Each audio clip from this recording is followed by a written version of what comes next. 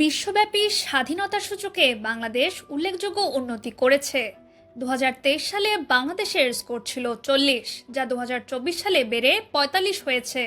এই উন্নতির ফলে বাংলাদেশ বিশ্বের সবচেয়ে বেশি উন্নতি করা 4 দেশের তালিকায় স্থান পেয়েছে। তালিকার অন্য 3টি দেশ হল ভুটান, শ্রীলঙ্কা ও সিরিয়া।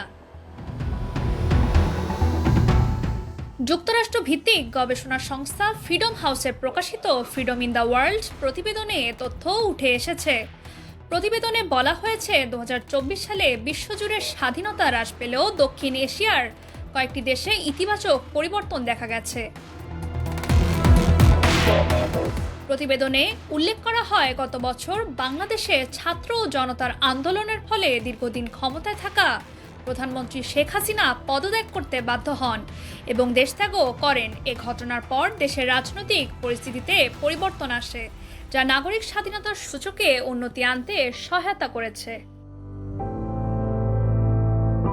অন্যদিকে শ্রীলঙ্কায় দুর্নীতি বিরোধী আন্দোলনের পর নতুন প্রেসিডেন্ট অনুরা কুমারা দিশানায়কে নির্বাচিত হন। এতে দেশটির দীর্ঘদিনের দুদলের আধিপত্য ভাঙনের মুখে পড়ে। ফ্রিডম হাউস বলছে, বাংলাদেশ ও সিরিয়ায় সরকার পরিবর্তনের ফলে নাগরিক স্বাধীনতা বাড়লেও রাজনৈতিক প্রতিনিধিত্বের ক্ষেত্রে আরও বেশি উন্নতির প্রয়োজন। বিশ্বব্যাপী স্বাধীনতার মান ধারাবাহিকভাবে কমছে, তবে 2024 সাল ছিল বিশেষভাবে গুরুত্বপূর্ণ, কারণ অনেক দেশে রাজনৈতিক পরিবর্তন দেখা গেছে।